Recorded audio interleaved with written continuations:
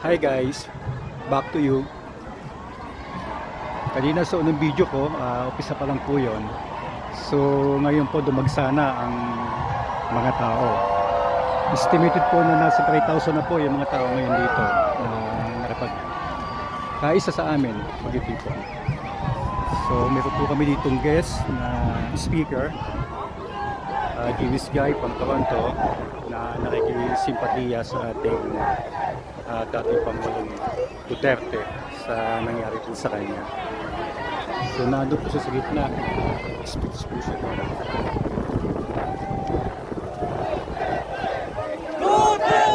Marami na po tao dito.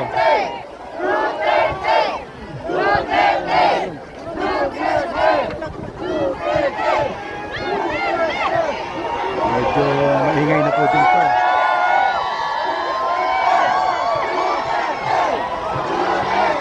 Madaya po dito drone. Nagmamanitak po sa naganapan po dito. It's your time to shine, come on! Ito po ay inaasahan na mas may dadating pa na mas marami.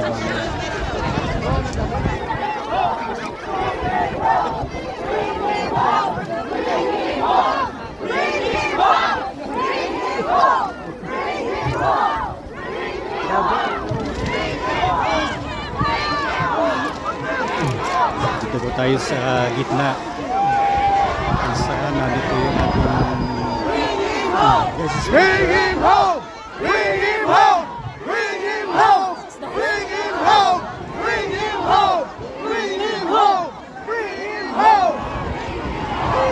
Ayan po siya. Bring him home! Kaibigan. Simpatiya.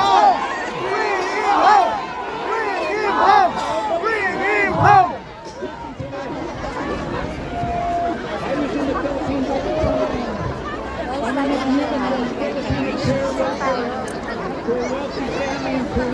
Dumagsana po ang mga tao. And her body parts chopped up and hidden in a freezer Nasa itong city when it po. was discovered. When they discovered what the Kuwaitis did and how it was hidden, what was our president's response? His response was, I'll send as many planes as Estimated required 3,000 and bring participant po nandito everybody ngayon. home. I'll bring them Madami po home. ng padami ito. Bring him home! Our father who cried in front of the entire world media when he stood in front of 2,000 and he told them he was crying because never before did Rodrigo Duterte, never before did he stand in a country, never. Kapulyo kahit yung mga bandan.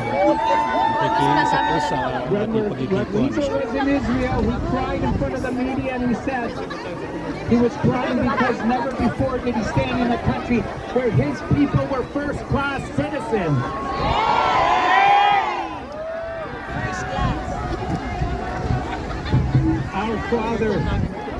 Our father Rodrigo, he gave us honor and courage and pride. Our father brought back and gave a hero's funeral to a past president, restoring that person and that family's pride and dignity as Filipinos. Instead of leaving his body to rot in another 40 years in a political wasteland, our father brought that family back. Yes, this is our father. This is why we're here. We have something to tell the ICC, which has no jurisdiction. ICC Ayan, narinig po nyo kanya pong sinasabi patungkol po dun sa ICC sa hindi po makatao na pag-aristo ng Duterte. Amen.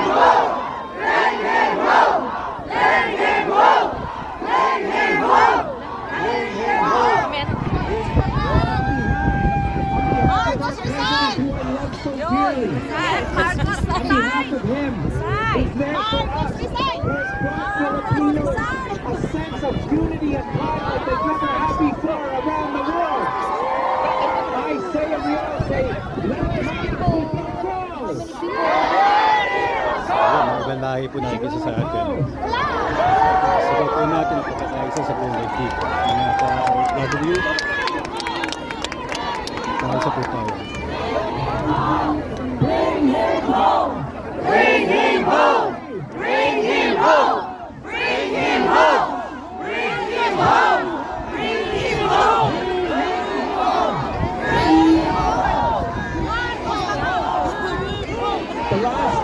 The very last order of business.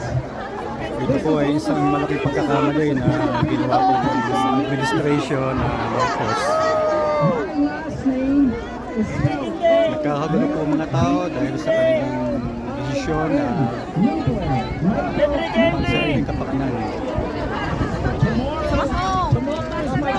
Hindi pero masisisi yung mga tao sa mga nangyayari ngayon.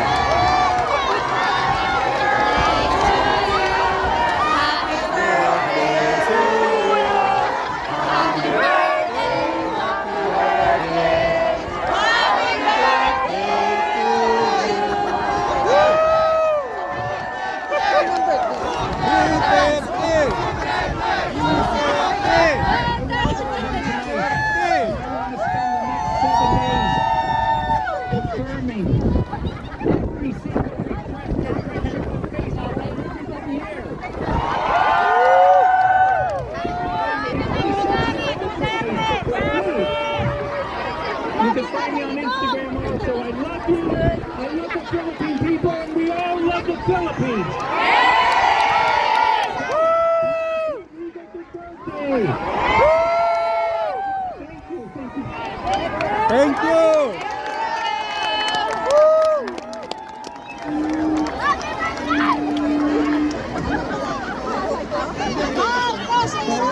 Sabay-sabay tayo. Happy birthday yung last line lang ha. Okay, ready? Hinga, hinga ha. 5, 6, 7, 8, go! Happy birthday to you!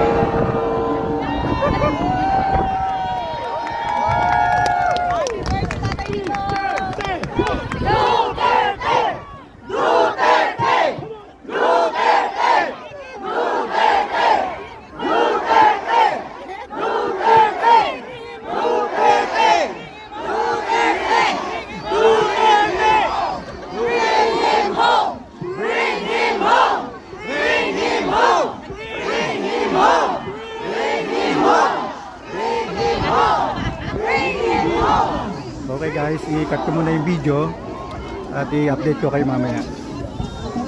Bye! Sino